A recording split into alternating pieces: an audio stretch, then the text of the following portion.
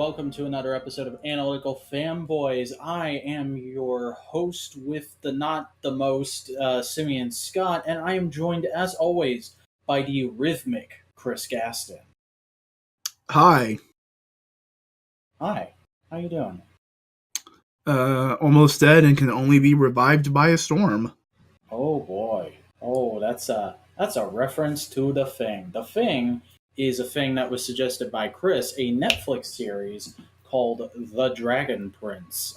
Specifically, the first season. There's 2 seasons of it. We only watched the first one, so you want to hear discussion of the second one? Go somewhere else. But Chris, why don't you tell us a little bit about this show, since it was a thing that you put on the list? The Dragon Prince is, like he said, a Netflix animated series, 3D animated. All about the mystical world of, I can't remember the place's name. Generic fantasy setting. I'm not saying generic in a bad way. It's just the place where they set it up. Zadia. I'm looking at the wiki right now.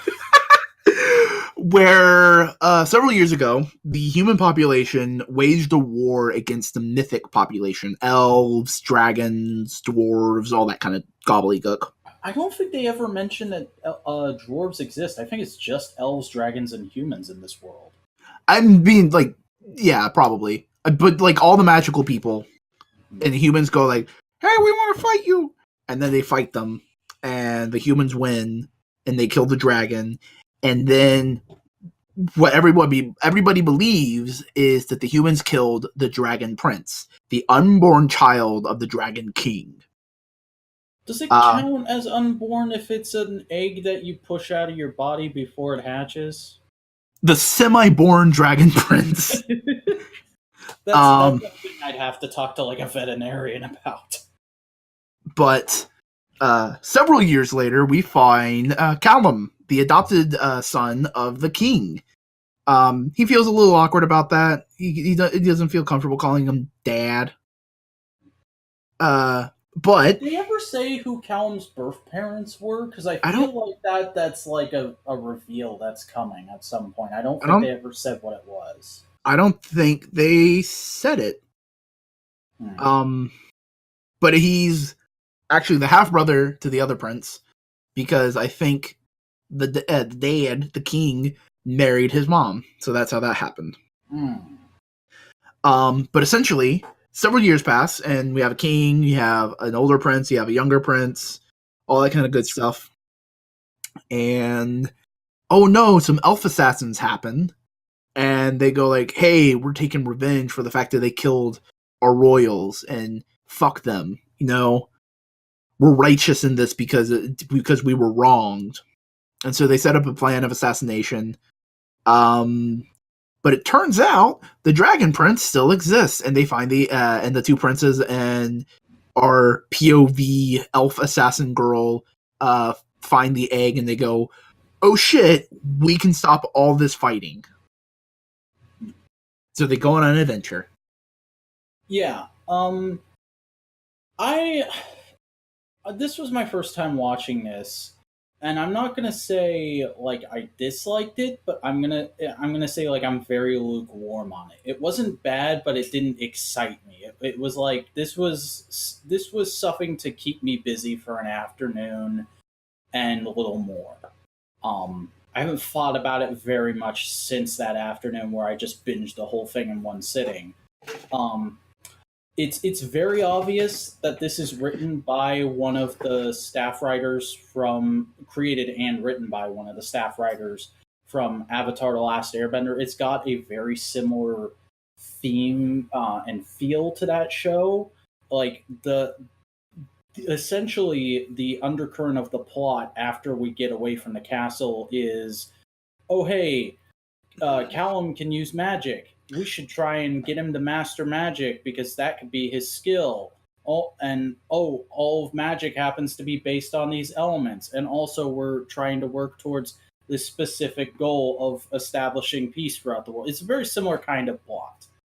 It's very similar, but it's also similar in the way that a lot of mythic stories are similar. Mm-hmm. I don't think it's a detriment to the show unless you directly know, oh, he already worked on Avatar, and it's like, you could have changed your homework just a little bit more. Yeah, it's the same thing of it's the same thing I think a lot of people have with Aragon, which is my favorite fantasy thing of like, well, this is just the same plot as Star Wars. This takes way too much from another thing. And my thing with Aragon is like, well, I think it recontextualizes that plot really well, and also Star Wars steals from literally every other piece of media before Star Wars existed. Yeah, but it's Star Wars. Come on, man. hmm So like I said, I don't want to bash this show. It's just like it was a very light 7 out of 10 for me. Yeah, and I think that's a good score. It's a good show, but it's not amazing. Like this is something to put on to keep yourself or your kids busy, but it's not something to change their outlook on life or anything. Um, It's going to be some kid's nostalgic favorite in 10 years though. yeah, this could end up being some kid's Darkwing Duck. Why are you putting me on blast, bro? Why are you putting I'm me on not putting blast? you on blast. I'm just saying you made a video and it was good. Um, and yeah, like that's basically my general feelings on the show without getting into more specific stuff. Like, I guess we could. Do you want to just go ahead and tackle what I think is going to be a huge stopping block for a lot of people, the animation? Yeah, I heard a lot of things when this first show first came out. Like, I wouldn't say it's as bad as the new Berserk, but it's pretty rough CGI. Like, the models are all good, it's got decent art design, but it is just so stiff sometimes. Like, you It can gets hear the computer chugging. it gets better in the second half. It does. It Once they definitely. realize there are more limitations and they play into them better Hmm. with more quick paced jokes and like, hey, no, whoa, you know, they Yeah. play into it better. Um, Because at the beginning they were trying to be like, oh, we're just looking like 3D based 2D animation, and it's like there are parts where that works, but there are parts when it doesn't, and it works really well when it's in action because it's quick and fast paced. But when they're walking down a hall and you see a foot up in the air and then immediately on the ground, it's like, oh, like, I have a real love hate relationship with the scene where the knight, who's the son of the king's right hand man, is like walking up the stairs and like getting a leg exercise as he's going to talk to his dad. I really like that scene from a writing perspective, but from an animation perspective, it is horrifying to watch. yeah. And honestly, I'm okay with it. I'm okay with it because part of me kind of likes jank animation. There's just something fun about it for me. But I definitely know it's not jank animation ain't for everybody. See, the thing is, like, I can enjoy jank 2D animation, but jank 3D animation is like, it makes my skin crawl to watch it. Like, there are some old Pixar films I just cannot go back to. Like, Mhm. I've tried watching the original Incredibles again. I can't do it. I can't. There's some terrible looking scenes in that movie by today's standards. Yeah, and that's a thing. But also, like for what they're doing on the budget they're doing it at, I think the animation is admirable, especially with what they were trying to go for this anime-esque world. It's a very distinct art style. Yeah, it's got a great sense of design. Like, I am surprised I've never seen cosplays of these characters. Like, it's probably, like I said, it's a soft 7 out of 10 show for me. So it's probably a show not that's not very popular, but is still going in spite of itself. Um, but I'm surprised. Like, I think Rayla is a character a lot of cosplay girls would jump on if this was a semi-popular show. Especially because she has pockets. Mm-hmm. So, ladies, if you're listening to this and you want to cosplay an elf, but you want to have pockets, this character, here you go. Yeah, because now I'm trying to remember if Breath of the Wild Zelda had pockets on her pants, if those were just jeggings. I think they were just leggings. But also, just they worked within the boundaries of classic fantasy tropes, Western fantasy tropes, it didn't feel Tolkienian. Yeah, Well, it's one of those things where it feels very much we're trying to do our own thing, but also it feels kind of generic because we're not going to any specific kind of fantasy. yeah, where stuff like Avatar went like, no, we're primarily focusing on Asian esque mythology, and that really worked to make it feel fresh and new. Samurai Jack is a very similar thing in terms of American action shows. But this is very much, hey, we want to make a fantasy story in the classic Western style, but we don't want it to be Tolkien, so let's make our elves have horns. Uh, and let's give them four fingers, which is I'm sure that's somebody's probably going into comments like that originates from X fantasy novel from 1930, whatever the fuck. I'd never seen that in fantasy before, and I was like, oh, that's a neat twist on elves. Make them a little more different, other than we have pointy ears. Yeah, they have horns. Their skin. The best way to put it is it's more marble like. Mm-hmm. And It, elves are always described as being fair skinned, but like usually the way that's shown is just extremely white. yeah, and there's a couple of the elves that are like that, but the other elves are more like they still have fair esque skin, but it's not in light tones. It's more fair in texture, Yeah. which is nice. It's a nice little change. Also, this Western style fantasy world very racially inclusive. Oh yeah. There's some really interesting stuff they do in here. Like I instantly fell in love with the ant who is mute and speaks through sign language. I was like, oh, if you got more screen time, you would be a waifu. You're Oh, great. I think she gets more screen time in the second season. I'm gonna watch the second season. Let me put this out. I think the show is a 7, but I really like this 7. I found I'm it fun. I found because I like fantasy tropes. I like this world, and it's like they have given me enough unique, interesting things for me to want to see more. I agree. I do want to see more, but it is not at the top of my list. It's more like I've got all this to get through, and then we'll do more Dragon Prince. Yeah, I definitely feel that. But back to the ant, because I don't know what you're talking about. More screen time. She can already crush my head between her thighs.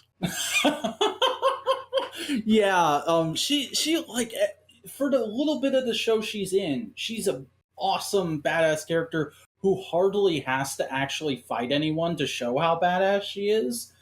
Um, but I kind of wish that they had just given her the subplot of gonna chase after them. But I'm assuming we're doing a Zuko thing with the brother and sister. Like they're gonna eventually catch up to Callum, Rayla, and what's his name, the little one.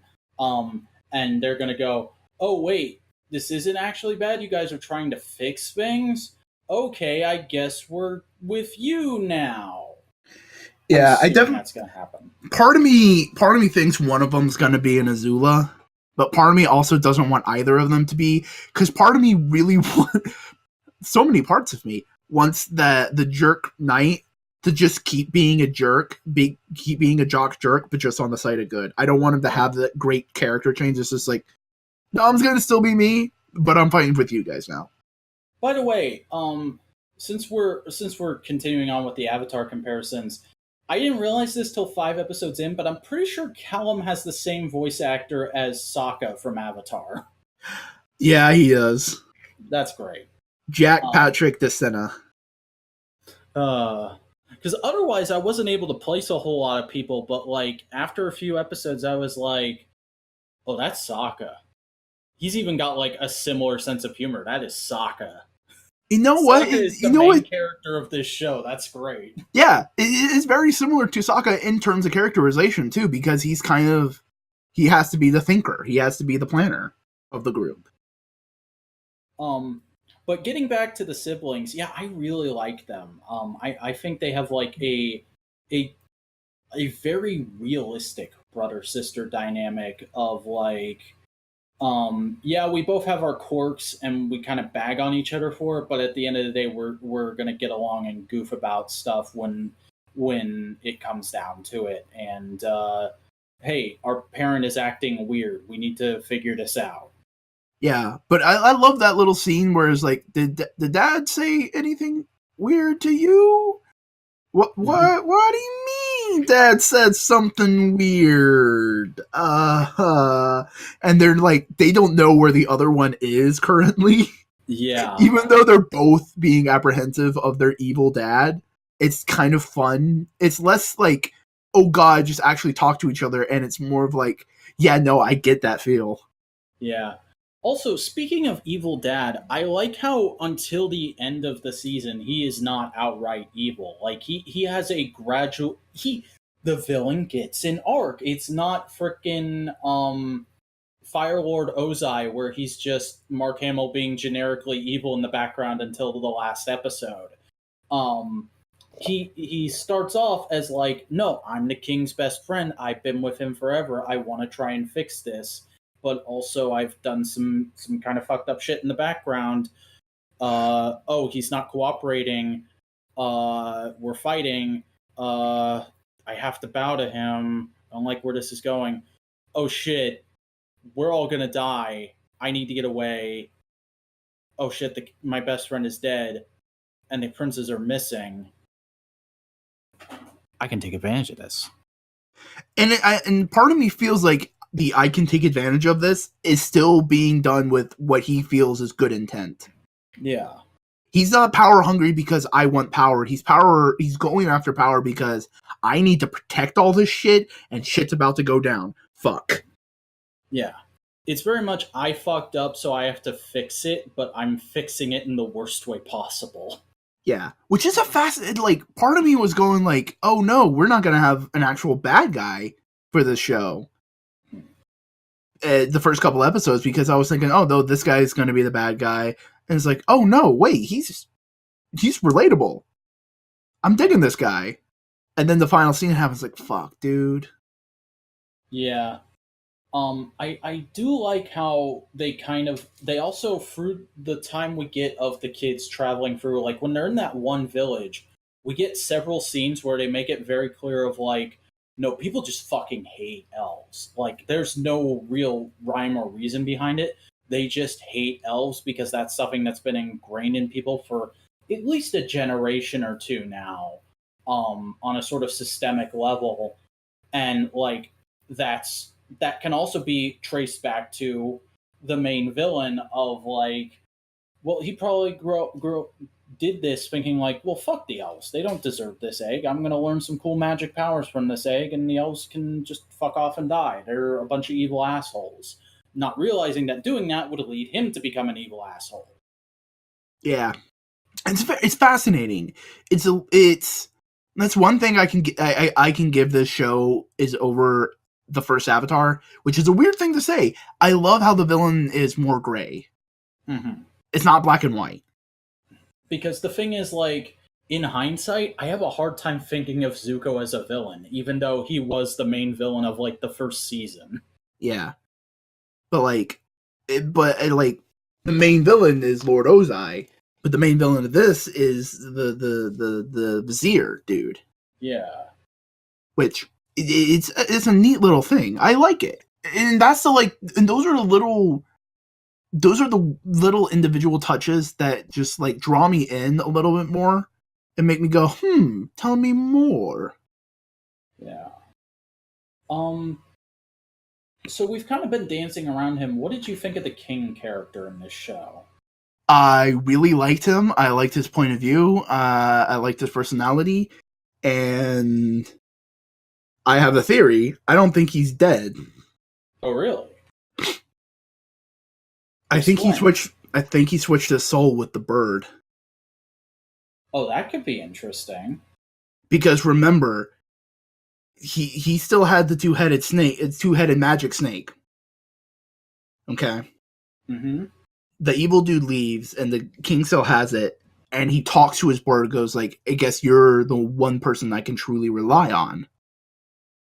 And then later, after the whole funeral and all that kind of stuff happens, Viren, the bad guy, walks into the king's room and looks at the bird and says, "You don't have a song for me?"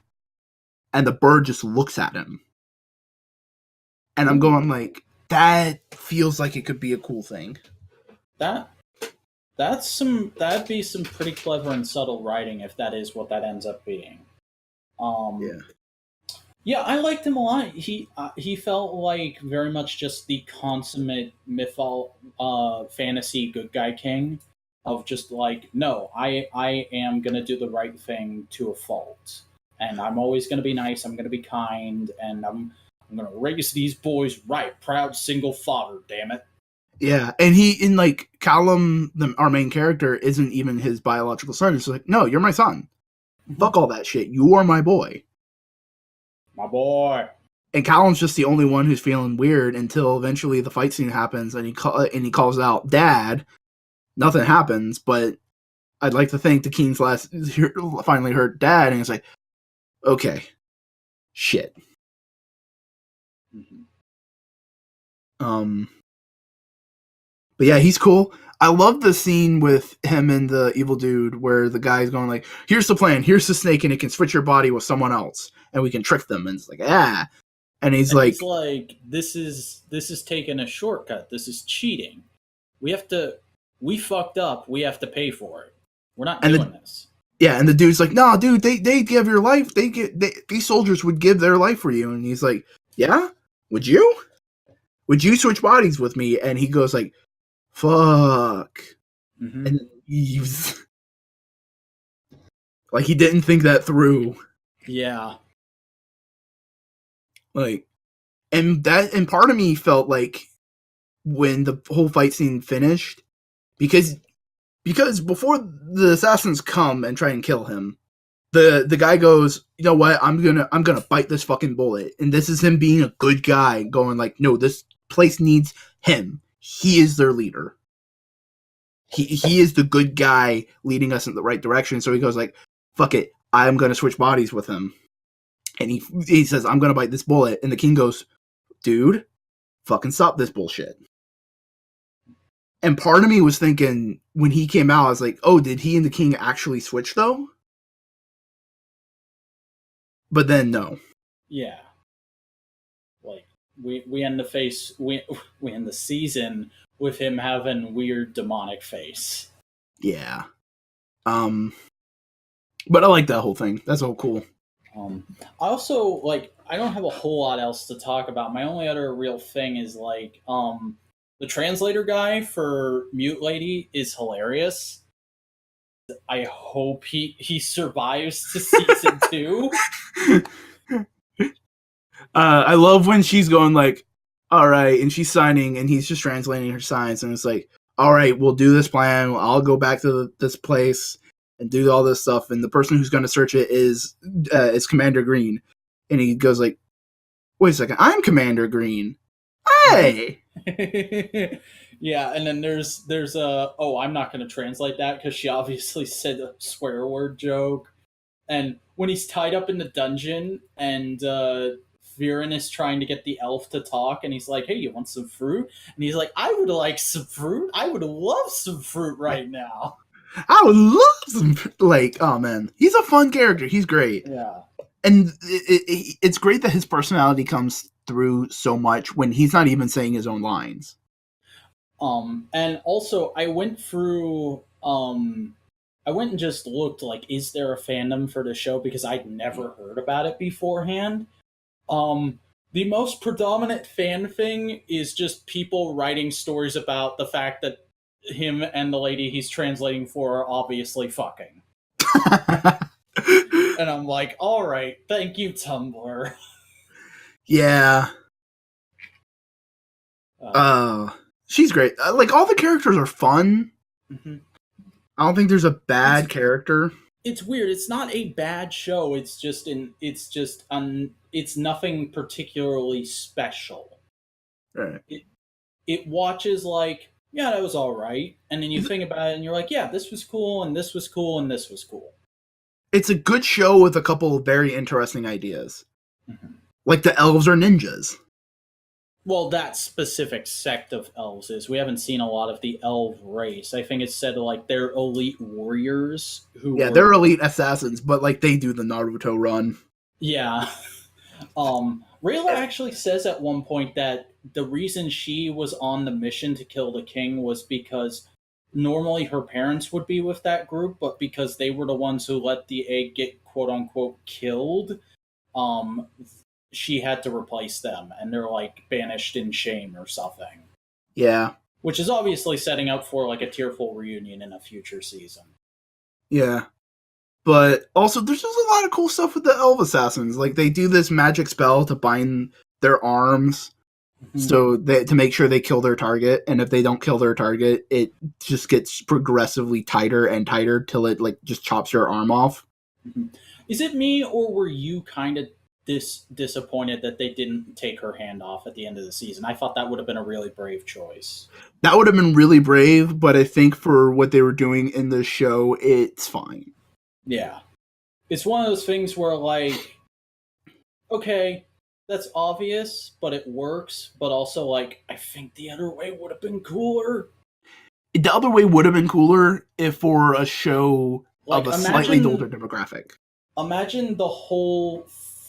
Like, there's a subplot for, like, the first 5 episodes of season 2 of her just learning how to fight with one hand. Yeah. Also, she fights with giant switchblades.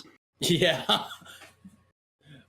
Actually, those are butterfly knives, and the only reason I know that is because I used to watch CS:GO case openings for some reason. It's like a very, very weird week in my history of watching YouTube, where I was just like, "Yeah, CS:GO case openings. That's good stuff to watch while I'm editing." But yeah, the whole aesthetic for the elf assassins are pretty cool.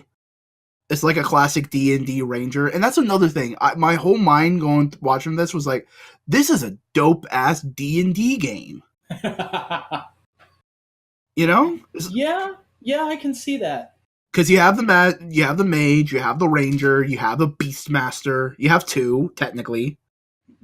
Later on, for a while there was a tank. That's the ant.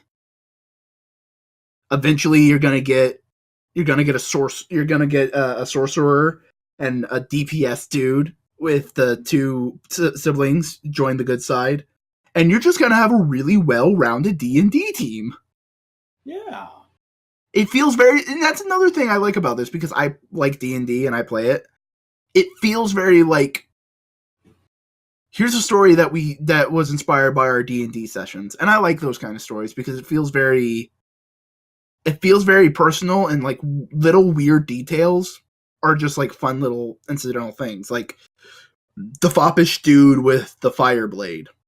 Yeah. I definitely get that, because like D&D is one of those things where I don't think I could ever get into it myself, but I always enjoy hearing people talk about it. Like, remember back when Spoonie had that series where he was just sitting in front of a camera for 40 minutes telling D&D stories?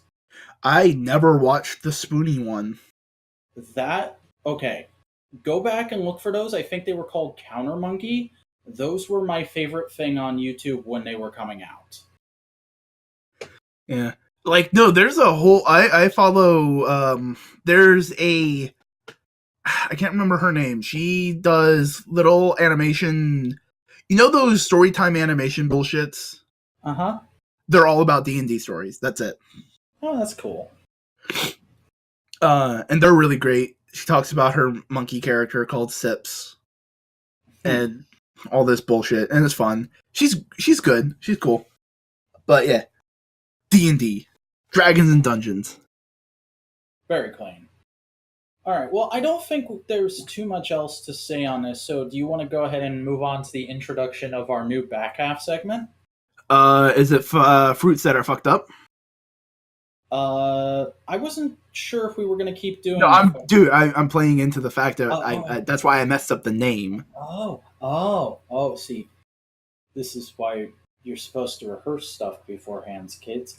No, basically, we've been doing fucked up fruit facts for a really long time, people, and we did it to replace our Q&A segment that was going nowhere, and because it was a fun meme. But the meme has more than run its course at this point, so we're not gonna we're not gonna take it out back and put a gun to its head, but we're gonna retire it for a good bit. We're gonna treat it like Bill Goldberg. Yeah, yeah, he'll be back for a Saudi show in like 10 years. God. But until then, we are going to introduce a new segment very similar to kind of what WTF at TFW and Moonbase 2, if anybody listening to this has listened to those podcasts, what they do at the end of their show, which is what we've been up to in the last week, the media that we've been experiencing and or buying in the last week.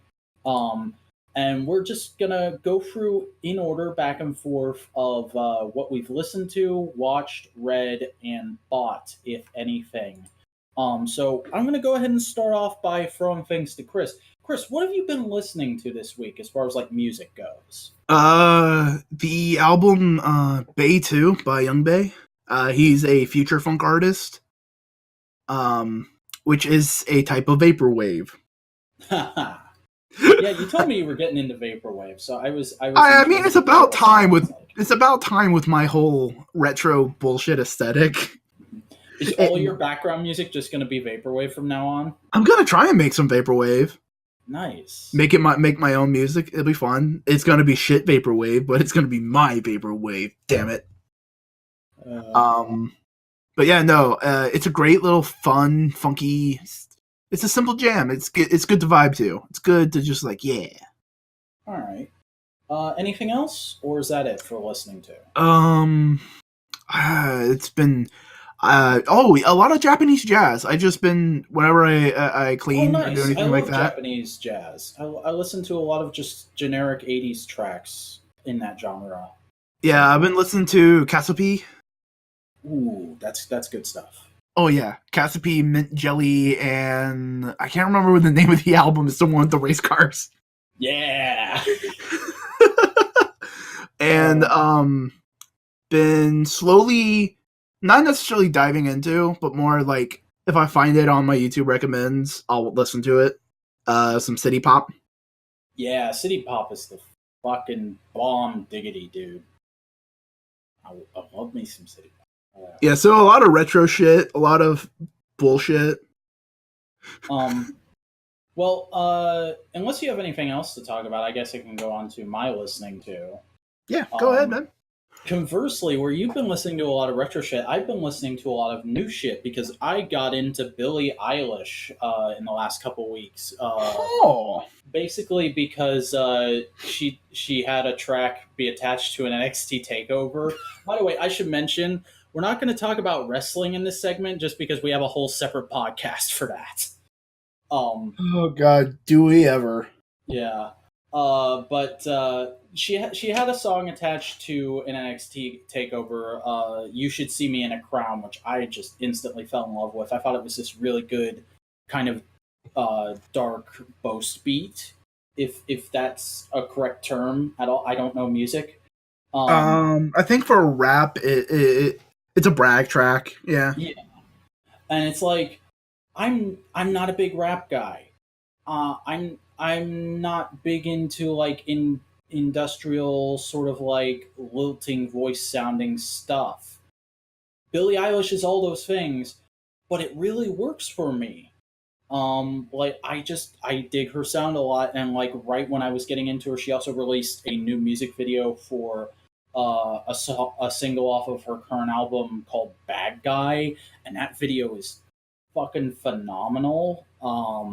Like I won't spoil it for people because just go into that video blind. It's really good. And also she seems like a really nice, chill kind of person. Like she seems like Digibro if Digibro was a woman and a lesbian and less full of himself. She's also 17. Yeah. Like there was a video that was trending on YouTube a couple days ago where one of the actors from The Office came to her house and quizzed her on Office trivia because she's one of the people who can't stop marathoning it on Netflix, and that video was really cute. I enjoyed that a whole lot. Other songs to highlight that I've listened to. "Wish You Were Gay." That's a really nice, really like pushing the boundaries of what a love song can be kind of a thing. I like that a lot. And other than that, the only other thing I've listened to is the Avengers Endgame score. I had a whole day with that thing where the day before we recorded our podcast on it, I went to my local park. There's this thing in the city I live in, Greenville, South Carolina, called the Swamp Rabbit Trail, which is basically a walking, running, biking, whatever, as long as you don't bump into someone trail that runs throughout the entire city and gives you a little taste of everything that it has to offer as far as like architecture, nature, parks and stuff like that. I think it connects to just about every park in the city. Um, so I went and walked along that for a few hours and just listened to the score. And holy friggin' crap. Anyone who still says the MCU doesn't have interesting music needs to shut the hell up, because that is a really good, really genius score that calls back to stuff from all sorts of other stuff. Like there's stuff I wouldn't have expected in there. Like there's hints of Iron Man Freeze theme in there at times, which had me like freaking out, because at times I feel like I'm the only person on Earth who liked Iron Man 3. I like Iron Man 3. This is the Hey. Iron Man 3 lover support group. Um, and yeah, just a really, really good score. I think the absolute highlight of it is the track that I believe plays during the spoilers for Endgame scene where they're back in time at the Shield facility and they bump into Howard Stark and Peggy. Um, that's like a redone version of the Avengers theme, but as like a jazz spy score, and it's so cool. Like the entire score is worth listening to just for getting to that track. Um, but that's everything I've listened to this week. Chris, what have you been watching this last week as far as like TV and movies goes? Nothing really TV movies. I've just been YouTubing, bro. Okay, well, anything interesting on the YouTube side then? It's kind of like I've been watching through a lot of older stuff. Just going through a couple YouTubers I haven't watched in a bit, and clicking through some of their videos and watching them, like 8-bit computer dude, 8-bit computer guy. No, it's just 8-bit guy. He just talks about 8-bit computers from the 80s, rebuilds them, cleans them up, does all that kind of stuff. He's pretty good. LGR, been watching him. Modern Rogue. I've told you about them earlier today, but yeah, you always make them sound really cool, and then I go and watch their videos, and I'm like, this just isn't for me, but I can appreciate it. Yeah, they're a very distinct personality. Mm-hmm.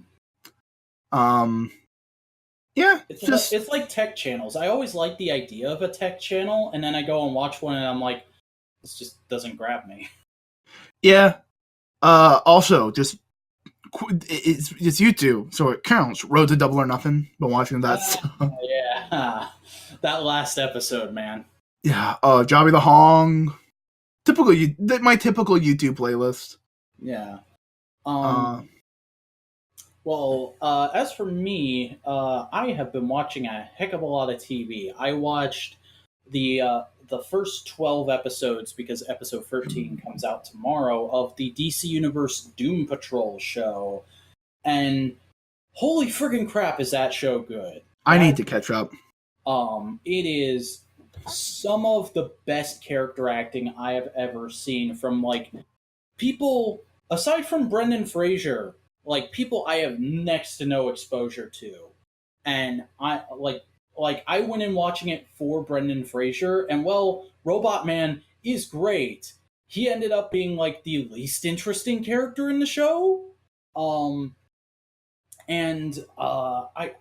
really liked it. I understand it's primarily adapting Morrison's run, and Morrison isn't working on it, but good God, does it just feel like a Morrison ass thing?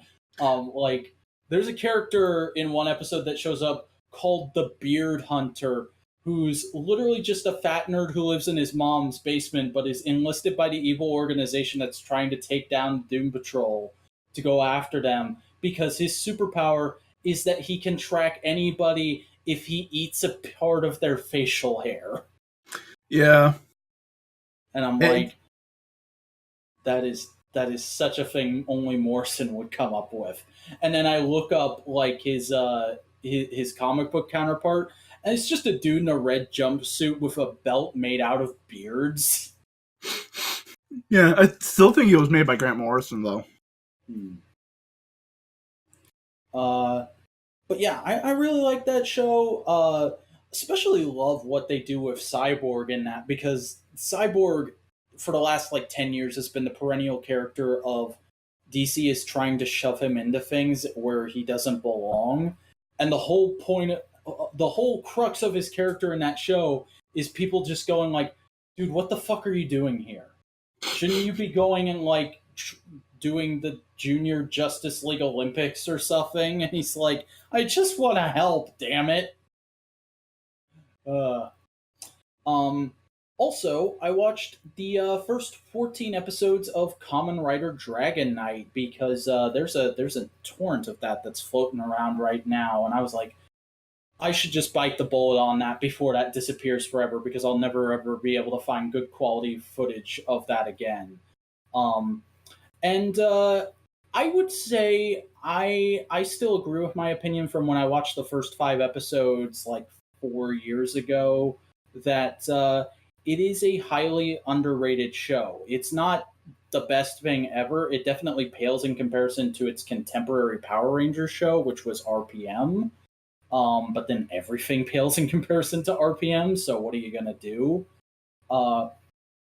The writer stuff is definitely the highlight of it. Like, that's where the best acting, the best action, and like just generally it feels like everybody is excited to be shooting that stuff. The rest of the show is kind of either boring or bad. Like, whenever you're in the main bad guy Xaviax's lair, it feels like the directing is just on autopilot. However, the guy playing Xaviax is having a really fun time. He seems like he's just throwing his all into that role because he's an actor who doesn't pop up a whole lot. Like, his biggest claim to fame is playing Tim Allen's brother in Home Improvement. Hey, that's an Emmy award winning performance because you have to act like you like Tim Allen. But yeah, also like the scenes with the bookstore characters. There's this whole other gang of characters separate from the writers that are all operating out of a bookstore. There is Maya, who is an aspiring reporter, but like does her reporting on like this obviously tabloid news site called like it's totally topsecret.com or something like that. Some early 2000s understanding of what internet news is like. And like it's very obvious that she excuse me, bit of fun there. It's very obvious that she's just kind of a shithead who doesn't really understand what reporting is like, and the show tries to do something with that where she gets assigned to assist an actual reporter at one point, but then that reporter is just a generic like, oh, I'm super successful so I'm a bitch character, and like making her go and get coffee and stuff, and I'm like, this is boring.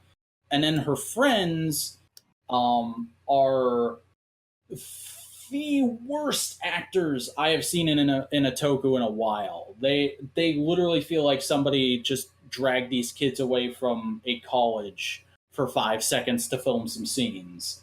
And like, there's also her aunt who owns the bookstore, and I honestly can't figure out if she's being dubbed over or not. She has the weirdest voice, and I don't understand how this woman came to own and operate a bookstore, because she's the biggest ditz ever, and people are constantly making jokes like, she'll say, hey, can you help me move these philosophy books? Oh, they're a little heavy for you? Yeah, no, I meant physically. Like, it's that kind of humor. And I'm just like, good God, am I watching clips from an episode of Best of the Worst right now? Man, Um, they but tried. but no, the writer stuff is really good. I like all the original action. I think they blend the stock footage pretty well, and the actors who play Kit and Len, I think, are the two main characters' names, are really good for a Mary Toku. They're not going to win any Emmys, but they're good actors for Toku.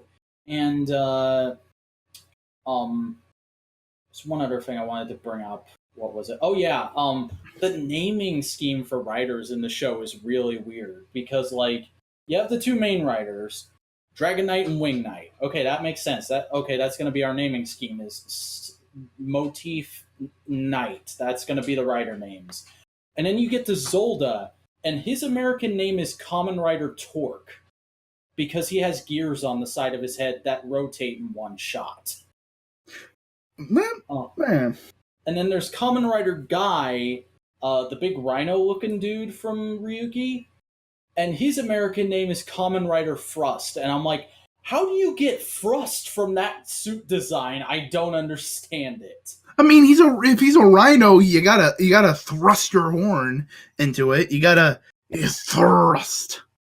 I guess that does make a little sense, actually. But it's a very weird thing. Like I would have gone much more straight line, like because in Japan it was Ryuki and Knight. Here we have Dragon Knight and Wing Knight. So I'm like, okay, well when Zolda shows up, he's going to be called Shoot Knight or something like that. No, he's Torque. Okay, all right. Maybe they're trying to separate those two guys as knights to be like the good guys. That's entirely possible. Yeah. Like that could be their logic, but still a shitty logic. Yeah. But moving on from that, I watched all of Little Witch Academia, the TV show that aired 2 years ago, I think it was, because I'm a big fan of that original short film and the sequel short film they did for it.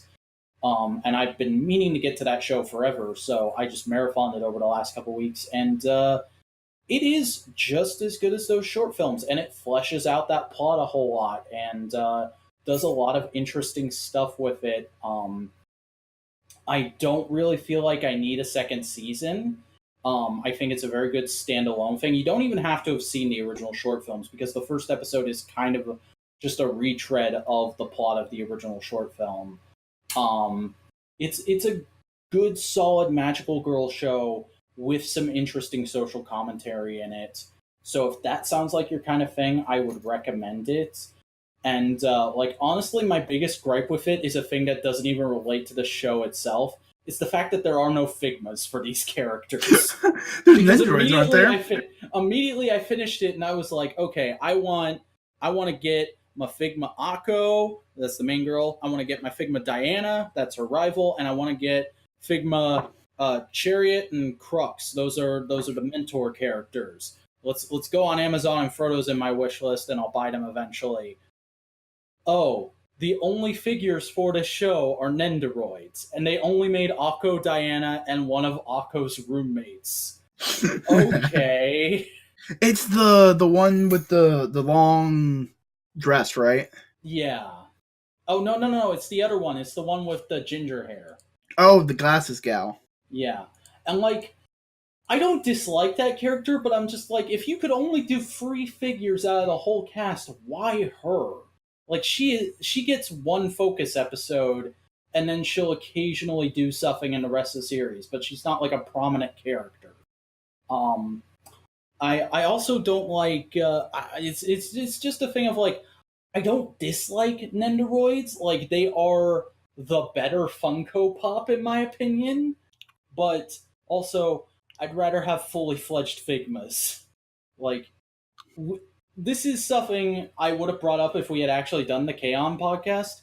Almost the entire cast of K-On! Has Figmas. Why the hell are there no Little Witch Academia Figmas whatsoever?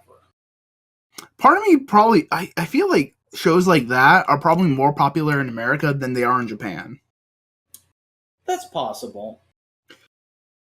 Like, K-On! Definitely feels like a show that's, no, this is a Japanese show for Japanese people. All right. Well, moving on to the last show I've been watching this week, I watched the first 10 episodes of Log Horizon. Chris, have you heard of that show at all? I have seen both seasons. It is good. It is very good. I like how it's doing an isekai anime without doing an isekai anime. It's very much just we're in this other world. It was a video game at one point, now it's the real world. Fuck trying to get back. Let's just figure out how we're going to live in this weird different world. Like, I really like that that's the plot of like just politically figuring out how this world is supposed to function. And there's some fun characters and stuff in there. It's very much like it. If that's your kind of thing, you're gonna love the show. If it doesn't do anything for you, you're not gonna like it because it's entirely predicated on just long exposition scenes of like, this is our plan to restructure the economy to make it actually be good. Oh yeah, do not watch this show expecting action. Watch this show expecting a dude at basically the fantasy equivalent of a computer going like, shit, okay. All right, we can do this. Okay. Oh, if we do this, we do. Okay, cool. All right, cool. I got a plan, guys. Mm-hmm. But I do like it. It's got some pretty solid character development. The core cast is all really fun. The opening arc where they went to the other city to save the quote unquote little girl, because you don't know what anyone's age actually is in this show until it's outright stated. That was really fun. That felt like proper fantasy stuff before we got into the real meat and potatoes of the show. And yeah, it's just good. It's really solid, and I like it. Not the most incredible animation, but probably as good as you could get for doing a show like this. And yeah, its OP is fucking top tier.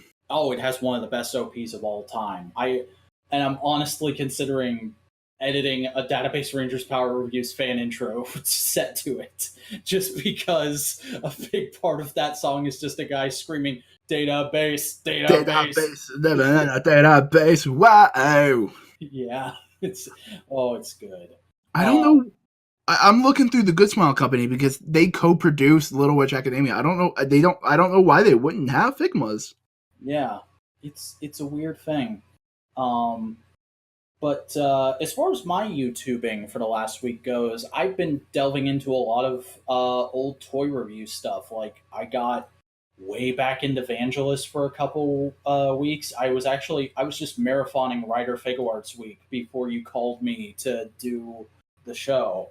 And JT Mitchell 87. I don't know if you've ever heard of him, but he was like the most enjoyable of the Consumer Reports guys, and he's been kind of MIA for a long time until he recently posted an update video. And because of that, I was like, I want to go back and watch some of this old content, because there was a period of time where he was my favorite toy tuber, and his stuff holds up. It's really just a silly fat guy talking about toys, but not in like the Metal Few way, in the more like, I'm a goofy boy way. And it's good stuff. So apparently the Good Smile Company owns a race team. Okay. That's their car? That's fantastic. Yeah. Oh my god. Alright. They put an anime girl on a Mercedes Benz. As you do. Let's move on though. Chris, what have you been reading over the past week? Shit ton of manga. Ooh, do tell. Let's see. Let's go through. Well, just today I finished the newest chapter of a story about training a female knight who has never been treated as a woman. Oh yeah, you told me about that a few weeks ago. Yeah. How's that holding up? It's fluff. It's that, you know, that have you been seeing that whole surgence of a genre called fluff? That sounds familiar, but I can't place it. basically it's just kind of feel good stories that has minimal drama but still has storytelling, and it's just kind of making you feel good. So like there's that one. Oh, there's an adorable series. It had an anime like 2 seasons ago that I've been reading. I need to catch. I've been reading, and need to catch up on its spinoff of a girl teasing a boy, and the boy's trying to get back at her, but he always falls for her teasing. Okay. Now the spinoff is them grown up, married, and having a kid. Oh, that's excellent. I love it whenever shows and books do stuff like that. Like, this is 10, we're going to do a story, like, not necessarily a sequel series, but just 10 years later, here's a story about what these people are like as adults. Like, yeah. That's what makes me want to watch Boruto, is just to see what the Naruto cast are like as married couples. But, like, the whole reason the spinoff got started was there was an earlier chapter in the original manga where there's a time skip and you're in the future with the girl, and she has her daughter with her, and they're playing around the house, and the daughter gets into the yearbook, and she goes, "Oh, well, here you are, Mom. I see you." And it's like, "Yep, that's me. Where's Daddy? I don't see Daddy."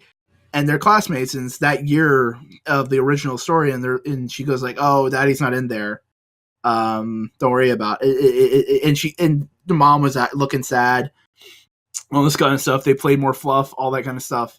And then the chapter ends with the girl character as a mom looking to you, the reader, winking, closing the front door, and the name sign is the dude's name.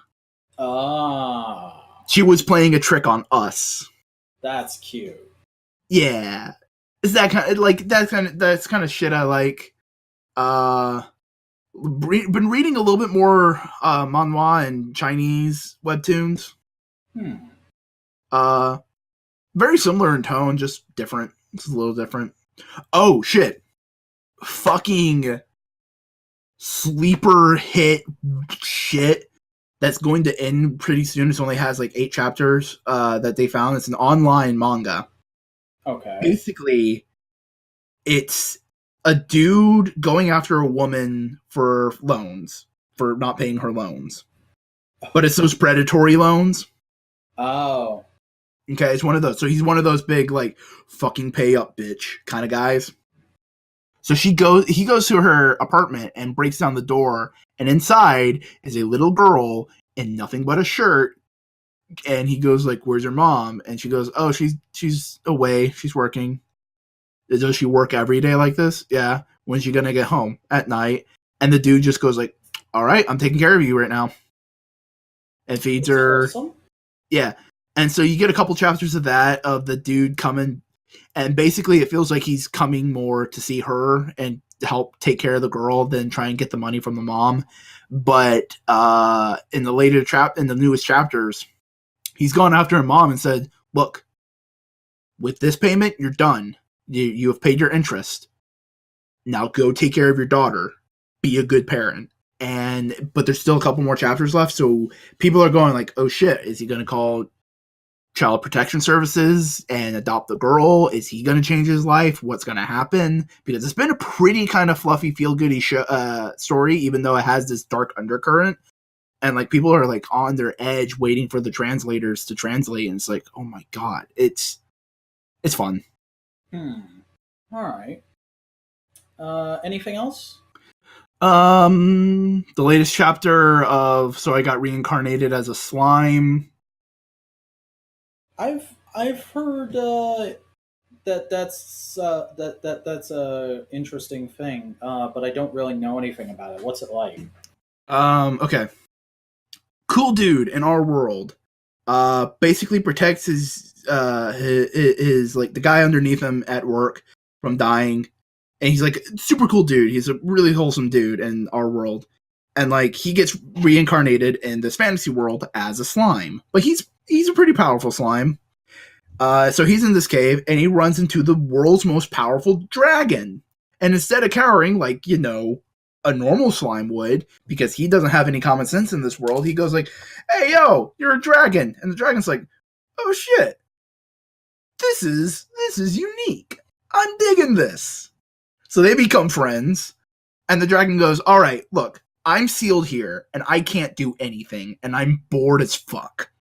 But you can eat me and put me into this weird alternate slime dimension that slimes have access to, and then you can figure out how to bring me back someday later. And slime guy's like, okay, yeah, that makes sense. And the dragon goes, all right, cool. Since you're a slime right now, you do not have a name, so I'm gonna name you Rimuru Tempest, and my name's Tempest, so that makes you my brother because names have magic in this world. Huh. So now this slime has dragon magic and a dragon's reserve of magic in him, and he starts just like, not wrecking shop, but like completely upheaval of the understanding of this world. Like, he goes into this little tiny goblin village and he helps them advance to a normal city, and they're like in the intelligence of people, and they get better food and all this kind of stuff. They find an orc king and they adopt all the orcs after that fight. It's a lot of fun stuff.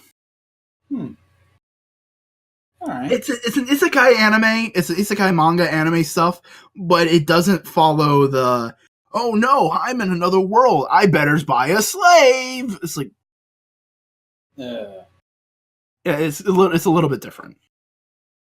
All right. Well, if you don't have anything else, I guess I can go into the proper American comics I've been reading. Well, fuck you too, buddy. I read over the last week or so the quote unquote final chapter of the Injustice Gods Among Us series. That is year 5. It technically continues. The story technically continues on to the video game, but the video game is also retold in a comic called Injustice Ground Zeroes, and then there's Injustice 2, but I'm not going to read that shit. I just wanted to read the original Injustice because people told me that was really good. And there's different writers on Ground Zeroes and Injustice 2. But yeah, really satisfying conclusion to the story. Some like, if you know where it's going into the video game story, if not, it's going to feel like a huge ass pull, but such is the nature of comics, especially tie-in comics.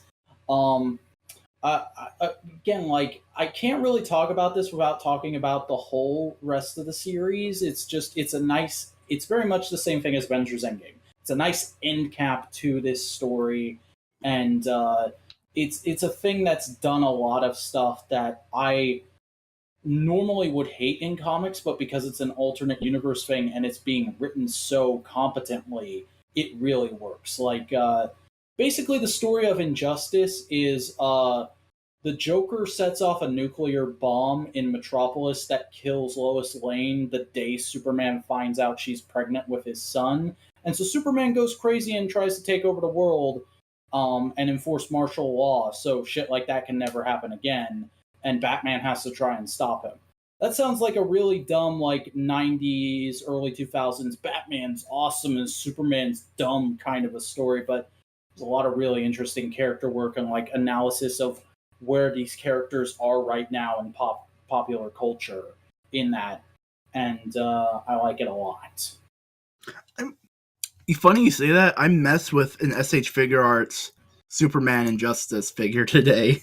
How is that? I've always seen that around. It's a good enough figure arts. Mm-hmm. Not a ton of accessories, but it has some good Superman ones. It has the red eye Superman kind of stuff. So that's cool. Also read some singles. I read the first issue of the new Batman and the Outsiders that started this week. Very okay. I had high hopes going into it just because I was like, oh hey, I can finally figure out what Duke Thomas is about, and Cassandra Cain. People always tell me she's awesome, but I've never been reading comics at a time where a book she's actually awesome in is out. So maybe this will be my chance. And it's just like, it's all right. They do some interesting stuff with those characters. It's more about Black Lightning and Batman and their sort of relationship as kind of like co-leaders of this team. Uh, but it didn't really like grab me. I don't think I'm gonna continue reading it unless I hear great things down the line.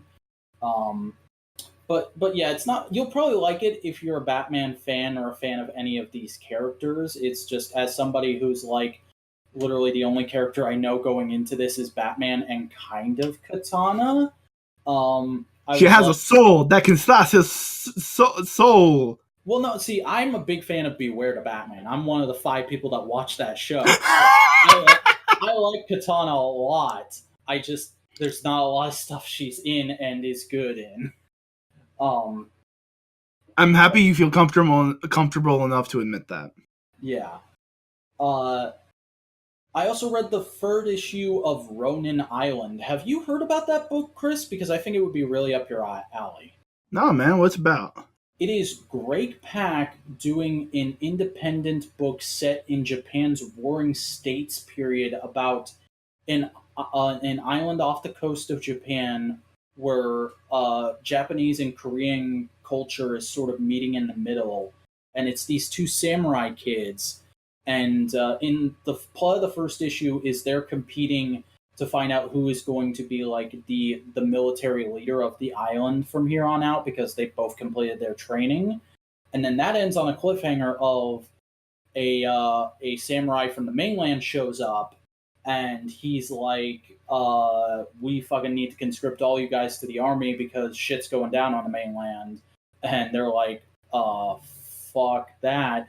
And then he's like, "No, you don't understand. Look over my shoulder. There's an army of like Last of Us style zombies coming to kill you." And they're like, "Oh shit, let's fight that." So the entire second issue is them fighting mushroom zombies. Um, though it's more like the Eastern sort of idea of when you die, you sort of fade into nature kind of a thing than just straight up like there's mushrooms bursting out of these people. Um, and the third issue is the kids decide, like, okay, we will join you, we will go to the mainland. And also, their master says he's going to accompany them. And so, them and the samurai general guy all go back, and we get them sneaking across the mainland to get back to where the shogun's castle is, only to find out it's been destroyed. And they're like, "Oh shit, the shogun's dead. What are we gonna do?" And then they see like, "Oh no, right over there in that field, there's his tent, and he's being attacked by zombies, and only a couple people are actually doing anything to fend them off." And so they show up, they save the day. Primarily, the girl does, and the whole thing is the girl is a Korean girl, and you gotta remember, Japan and Korea weren't exactly the best of friends for a very long time, and now they're only kind of good friends with South Korea.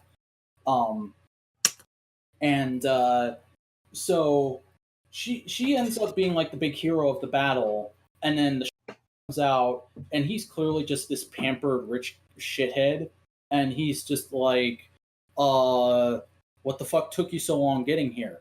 All my men died and my boat blew up. I had to come back here on a dinghy with these kids.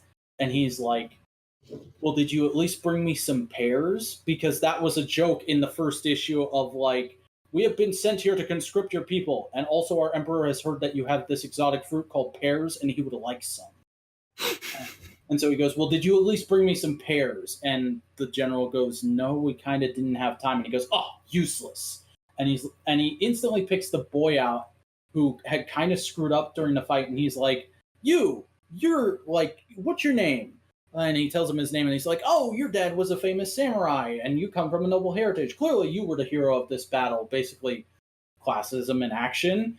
And racism. Yeah, and he goes, so, do you want to be my new general? Replace this guy? And he's like, I don't know about that. Because, like, a second ago, he was trying to explain, no, she actually did all the fighting. And it ends in, like, no, you're my general guy now, and you're going to go back to your island, and you're going to be king of your island, even though you didn't really earn it. And that's the kind of cliffhanger we're left on. So it's a really interesting piece of pseudo-historical fiction that really reminds me of stuff like Avatar: The Last Airbender and Xiaolin Showdown, if anybody remembers that show.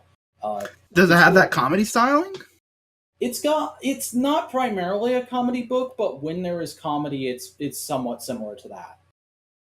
Hmm. I would highly recommend it, and hey, it's only 3 issues in, so go ahead and check it out if it sounds interesting to anybody out there listening.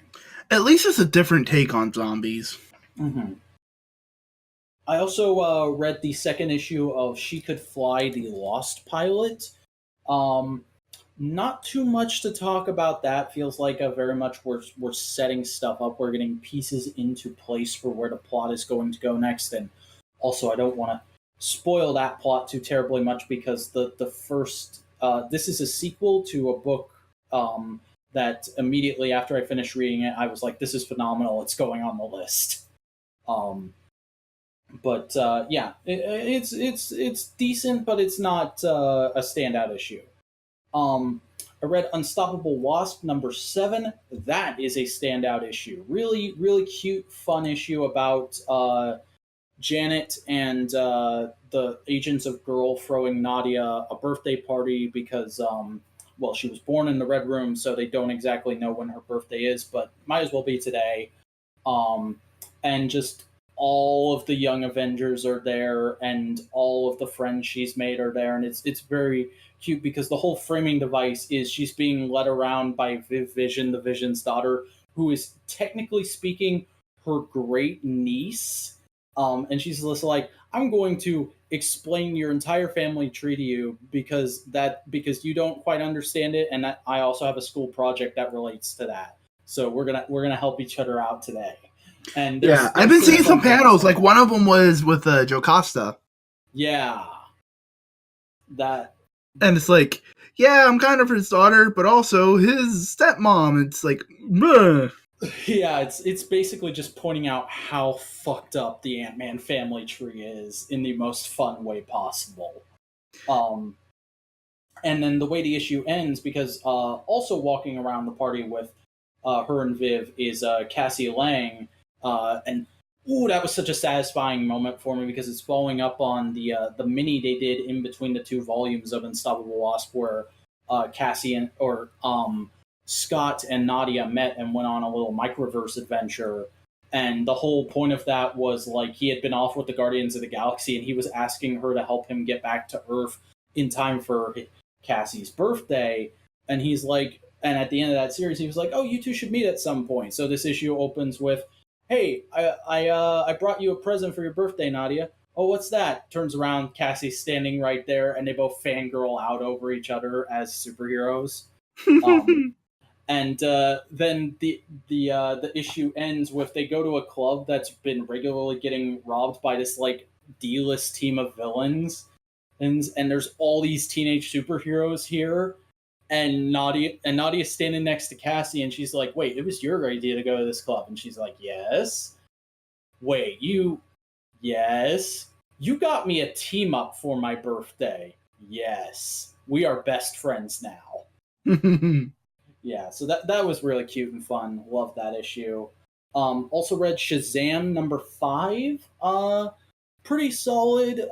Though John's run is really starting to drag now. Like that's the thing with John is he's a very decompressed kind of guy, and he loves his world building, and it's starting to feel like just not enough is happening issue to issue in this. It's not bad. It's just slow. There are a couple good moments with King Kid in there though, and that was fun. And lastly, I read a novel, The Great Alone, which is a period piece about a teenage girl in the 70s and her family moving to Alaska and just delving into what living in such a final frontier kind of atmosphere is like. And also dealing with things of what it's like from a child's perspective to be in a family with an abusive father because the father was in Vietnam and now has PTSD and occasionally beats his wife and vehemently hates their neighbor because he's rich by Alaska standards. So not I wouldn't say it's a fun read, but it's a very interesting, very riveting read. Um, But that's everything I read this month.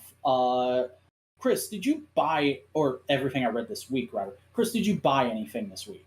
No, I'm a pole boy.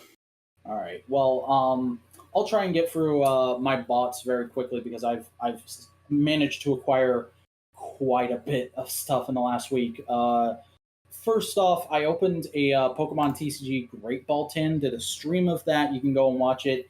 But basically, the highlights is I got one holo card. You get free packs and a coin in that thing, and I'm mainly buying those just because I want to have all the Pokeballs on display, and that's a really nice way to collect them and also get some bonus Pokemon cards along with it. But did not get good pulls from that tin at all. The other toy thing I got Lightning Collection Shadow Ranger because that's I that is like a childhood dream of mine to have a Shadow Ranger figure. That is definitively my favorite Power Ranger slash Sentai suit. Shadow was the episode that solidified me as a Power Rangers fan as a kid. So it was kind of like a life goal complete moment for me. I had a moment when I got that thing out of the mailer, and it's a pretty solid figure. Basically, what I predicted these figures would be of it is a Sentai figure on the skeleton of a Marvel Legend, and that's pretty freaking solid. Paintwork could be a little better, but it's not terrible. It's the kind of paintwork where it's sloppy, but only if you're looking for the sloppiness. And it's a couple missing paint apps, but nothing major. And I love the alternate head. I love that you can have him be helmetless. And the posability is so good that like you can actually have him draw the I believe it's just called the Shadow Saber from his belt, which is awesome. The Shadow Saber itself, I wish the plastic had been a bit more rigid. It's not like a wet noodle or anything, but it is kind of like a gummy plastic. So yeah, it was kind of bent up in the packaging, and I had to do the whole hair dryer thing. But after that, it was good. Have you seen the picture of someone put the Dougie Kruger head on Marvel Legends Beast Dude, body? I posted that in one of the discords we're in. That's so good. But yeah, great little figure. First time I ever pre-ordered something because I just had to have it, and I am very satisfied with it. It's definitely because this is the obvious discussion that's surrounding this first wave of is it better than the Legacy 6-inch figures? Yes, obviously it is. It's a good league better than those, but I don't think it makes those figures look bad. It just says like, no, this is a step or two up. Because I have Legacy MMPR Red and Ninja Storm Red, and those are solid figures. They needed a few extra things that they didn't get. Yep, but now they have Hasbro and they can do that shit. But that is all stuff I got in the mail and then did separately. The other day, I went to a local bookstore called Second and Charles, which is essentially a Barnes and Noble and then some. Like they are a quote unquote used bookstore that deals in a little bit of everything. There are books, there are DVDs, Blu-rays, action figures, comics, clothes, video games, retro and new, and freaking I didn't notice this because this was my second time going in this place. They had a music section. They had a bunch of guitars and basses for sale, and I was like, wow, holy crap, this is just a mega store of everything. And I love it. And it's so big that I was there for an hour and a half, and I only browsed through half the store. So definitely got to get back there at some point. But I got a good amount of stuff for basically $60. First of all, I got a trade called Supergirl Identity, which is basically most of Joe Kelly's run from the Post-Crisis series. I have a lot of that in singles, but I didn't have that release of it yet, so I went ahead and bought that for my Supergirl collection. Also bought issue 8 of the Rebirth run because, again, didn't have that, so just bulking out the collection a little bit. Haven't read them, so I can't exactly give like a review or anything. Good to have those to kind of bulk out my Supergirl collection a little bit more. That's kind of a thing I have now. Is if I'm going to go somewhere and shop for something, I have to get at least one thing to bulk out the Supergirl collection because I just want that to be exponentially growing because I'm a crazy person. Yes, you Um, are. I also picked up a variant cover version of Go-Go Power Rangers number 8, which is basically like a body shot of the Ranger Slayer because uh, I really like the Ranger Slayer. I don't know if you've read Go-Go, Chris, but like the tie-in they did to Shattered Grid with the Ranger Slayer, I think is the high point of that book so far. What they did with Draken vs. Kimberly was so interesting and such like almost good commentary on the nature of Power Rangers fandom at this point in one of those issues. Like, I really like that stuff. And it's also just a freaking solid suit design. So I saw that and I snagged it because, like, oh, hey, $4 for a good mini poster of the Ranger Slayer. I will get that and then immediately put it on my wall when I get home, which I did.